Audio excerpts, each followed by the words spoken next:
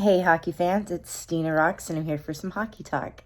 As a part of my Seattle expansion draft videos that I break apart the teams in the West and the Central, since I know the most about them.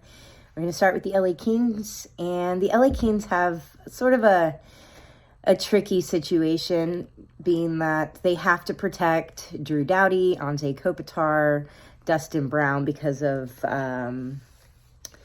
because they're not up for eligibility, and they are part of the veteran team that's going to train the kids. The LA Kings have a lot of thin talent because we got rid of everybody, so we're actually still paying for Jeff Carter, who went to the Penguins, about $2.636 for the next year. And we're going to have to pay Adrian Kempe, who is due a contract in 2022. We're also worried about Velarde and Jarrett Anderson-Dillon, who are both coming off ELCs.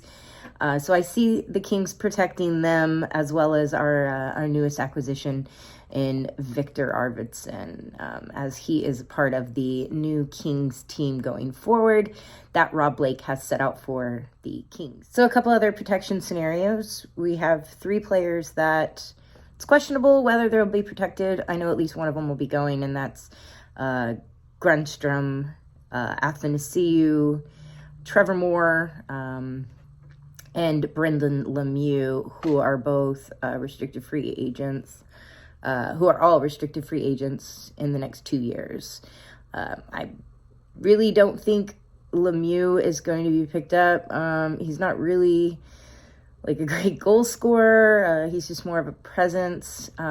I do see, however, for defense, that Seattle would be able to build upon Olli Maatta, who we are currently paying $3.3 million. And then he is a UFA come 2022.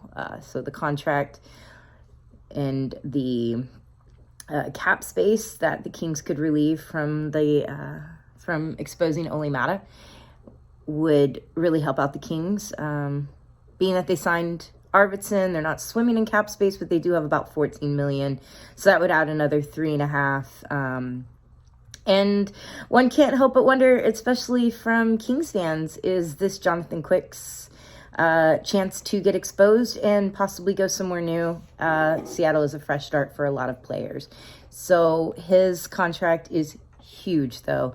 We're talking $5.8 million for Quickie, and nobody on the team has a no movement clause. So as the Kings are going to protect Cal Peterson going forward, one can't help but wonder if the Seattle Kraken might take a Jonathan Quick.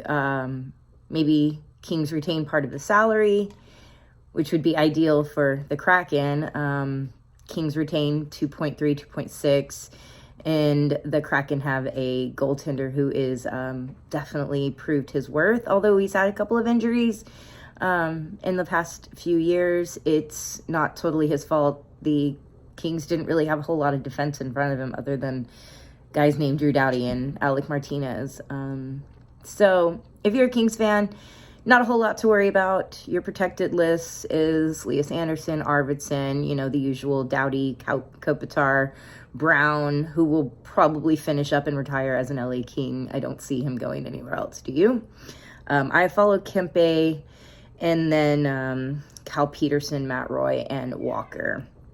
I'm not sure about more Athanasiou, Lemieux, Maatta, but if you're like me, you're probably thinking one of those guys, if not two, are on their way out as part of a side deal from Seattle. So thanks for checking in today. I hope you enjoyed my thoughts on the LA Kings and the Seattle expansion draft. Check in for more videos and like and subscribe. Thanks again.